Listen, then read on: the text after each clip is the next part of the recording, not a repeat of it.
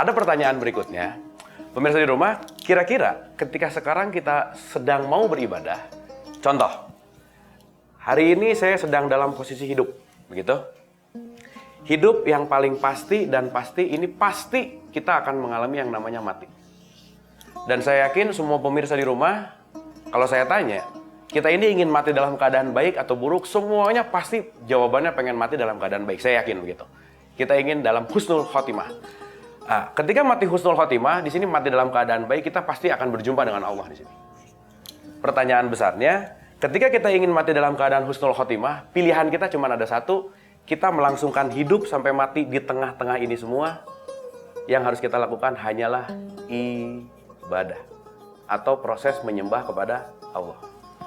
Nah, tapi pemirsa di rumah, dalam menjalankan ibadah ini tentu ada aturan mainnya.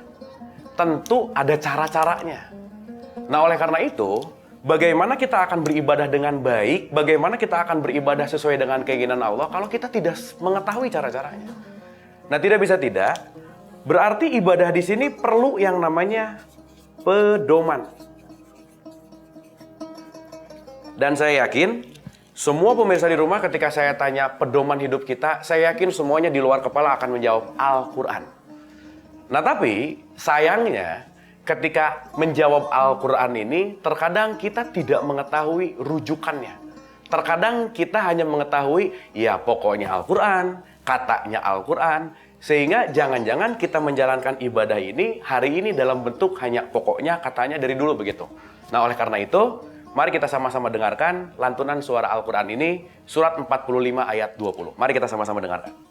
Bismillahirrahmanirrahim. Hadza basairu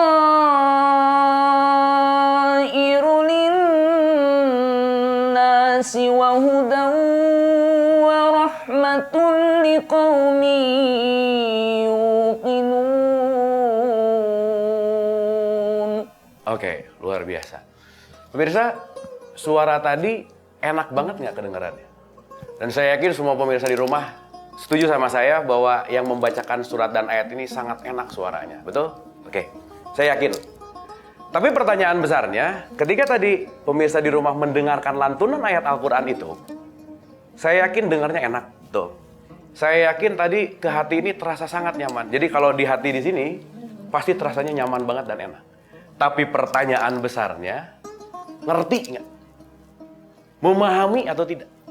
Karena mohon maaf, banyak orang yang membacakannya enak, bagus, mendengarkannya juga alhamdulillah enak, tapi jangan-jangan kita tidak mengerti apa maknanya.